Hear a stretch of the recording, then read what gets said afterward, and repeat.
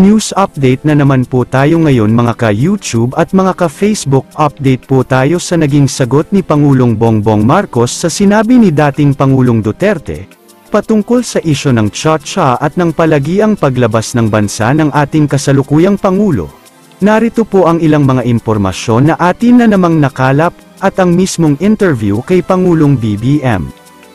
Umalma si Pangulong Ferdinand Bongbong Marcos Jr. sa naging banat ni dating Pangulong Rodrigo Duterte na namamasyal lang siya sa kanyang mga foreign travel, sa panayam ng mga Manila-based reporters sa Berlin na inulat ng Manila Bulletin nitong Miyerkules 14 ng Marso, pinakita ni Pangulong Marcos ang kanyang mga schedule. Ito yung schedule ko san yung pasyal, this is my schedule for today, where's the pasyal? No, wala, giit ni Marcos, we don't make pasyal, even in the places that I know, where I have spent a lot of time with. Hindi ho. Hindi ko na napupuntahan yung mga dati kong pinupuntahan because we're here to do this, saad pa niya. Matapos ang kanyang 3 araw na pagbisita sa Germany, dumiretso ang Pangulong Marcos sa kanyang 2 araw na state visit sa Czech Republic nitong Huwebes 14 ng Marso, dahil dito, nasa 25 na, ang bilang ng pagbisita ng Pangulong Marcos, sa 17 mga bansa mula nang umupo siya sa pwesto ng pagkapangulo noong 2022, samantala, hindi naman ito ang unang beses na nagpatutsadahan sina Marcos at Duterte.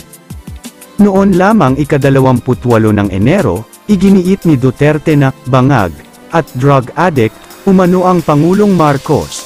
Iginiit naman ni Pangulong Bongbong na sa tingin niya ay nasabi iyon ni Duterte dahil sa pagtira umano nito ng fentanyl.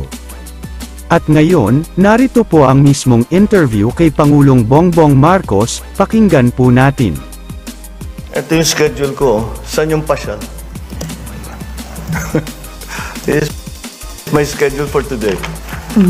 Where's the paseo? Wala. You know, yung kasama nyo kami, we don't make pasyal. Even in the places that I know or I've spent a lot of time with, hindi ko napupuntahan yung mga dati kong pinupuntahan because we're here to do this. As to the other comments, confused kasi ako sa PRRD, papalit-palit eh. So I'll have to examine it further, read it kasi very quick ko lang narinig ang balita, kanyang mga remarks. So we'll tignan ko muna kung ano ba talaga yung sinabi niya para maintindihan ko dahil hindi ko talaga naintindihan kasi parang naiiba bawat salita niya, iba eh.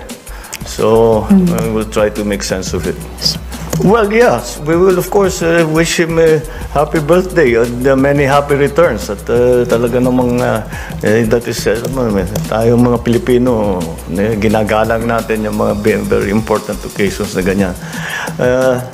Like I told you before, that is although there is an official greeting from the office of the President, there will also be a greeting with the personal.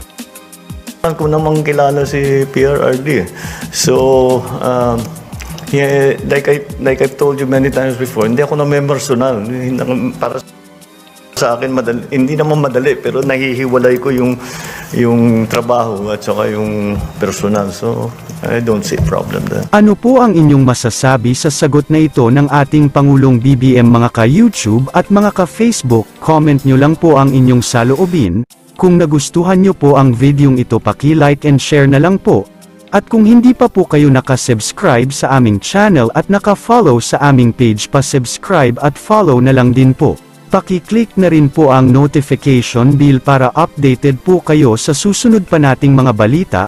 Maraming salamat po sa panunood at suporta. All the glory belongs to our Lord Jesus Christ. God bless us all.